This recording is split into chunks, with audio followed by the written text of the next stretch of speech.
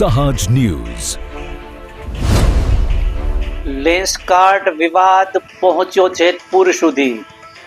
વિશ્વ હિન્દુ પરિષદ અને બજરંગ દળ દ્વારા શોરૂમમાં કરવામાં આવ્યો વિરોધ. નમસ્કાર, સહજ ન્યૂઝ સાથે હું છું ગોપાલ ભેસાણીયા.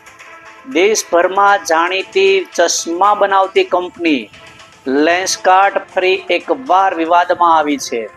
સોશિયલ મીડિયા પર વાયરલ થયેલા દસ્તાવેજ અને કર્મચારીઓના આરોપ બાદ તિલક, કલાવ, સિંદૂર અને બિંદી જેવા ધાર્મિક પ્રતીકો અંગે કંપનીની નીતિ પર ચર્ચા તીવ્ર બની હતી.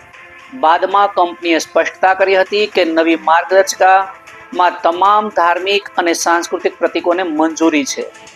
આ મુદ્દે દેશભરમાં વિવિધ શહેરોમાં વિરોધ પ્રદર્શન થઈ રહ્યા છે અને તેમની અસર હવે જેતપુર સુધી પહોંચી છે. જેતપુરમાં વિશ્વ હિન્દુ પરિષદ, બજરંગ દળ અને સનત બંધુઓએ કંપનીના શોરૂમમાં જઈને પોતાનો વિરોધ વ્યક્ત કર્યો હતો. કાર્યકરોએ કર્મચારીઓને તિલક લગાવી, કાંડા બાંધી પોતાની ધાર્મિક લાગણીઓ વ્યક્ત કરી હતી. આ પ્રસંગે વિશ્વ હિન્દુ પરિષદના નેતાઓએ જણાવ્યું હતું કે ફક્ત સનાતન ધર્મના પ્રતીકોને જ નિશાન બનાવવાની માનસિકતા સ્વીકાર્ય નથી અને સમાજ આવી નીતિઓ સામે અવાજ ઉઠાવશે.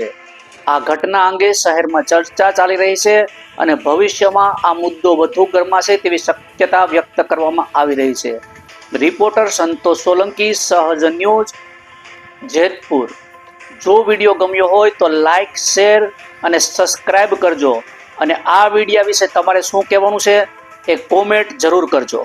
વિશ્વ હિન્દુ પરિષદ, બજરંગ દળ બધા લોકો અમે ભેગા થયા છીએ અને અમારો ઉદ્દેશ એક જ છે કે આમની જે નવી આની ટૂંકમાં જે જૂની ગાઈડલાઈન હતી કે હાથમાં કલાઓ નહીં બાંધવાનો, આપણે માથામાં તિલક નહીં કરવાનું અને જે હિન્દુ બેન દીકરી હોય એને મંગલસૂત્ર નહીં પહેરવાનું અથવા માથામાં તિલક, કંકુ કે કોઈ પણ વસ્તુ નહીં કરવાનું, એવું શું કામે ને આમની જે આ ગેરનીતિ છે કે જે લોકોને ધર્મથી દૂર કરવાનું, આવી ગેરરીતિ નહીં ચાલે. અને જો તમારે આજ બધી વસ્તુ જોતું હોય તો તમારો જે બહાર શોરૂમ છે, શોરૂમે એક બોર્ડ મારો કે આ બધી આટલા જે કંઈ છે કે હાથમાં કલાઓ નહીં બાંધવાનો, માથે તિલક કરીને એવા કોઈ પણ કસ્ટમર અમારા શોરૂમમાં ન આવે તો અમે પણ જોઈએ છીએ કે તમારો ધંધો કેટલો ચાલે છે, તમારી કંપની કેટલી ચાલે છે. તમે જો અમારા ધર્મનો વિરોધ કરશો તમે પણ તમને બતાવશું કે અમે શું છીએ, સનાતન શું છે, હિન્દુ શું છે અને અમારો ધર્મ ખરેખર શું છે.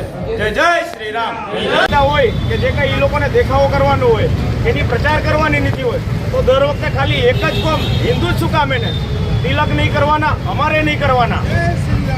જય શ્રી રામ. તિલક નહીં કરવાના, અમારે નહીં કરવાના. કાંડા નહીં બાંધવાના, અમારે નહીં બાંધવાના. અમારી બેન દીકરી આવે ને ચાંદલો કરીને અથવા સેતોપુરે નહીં આવવાનું, એવું શું કામે ને અન્યાય થાય તો દર વખતે એક જ કોમ ઉપર કેમ થાય છે, અમારી ઉપર કેમ થાય છે?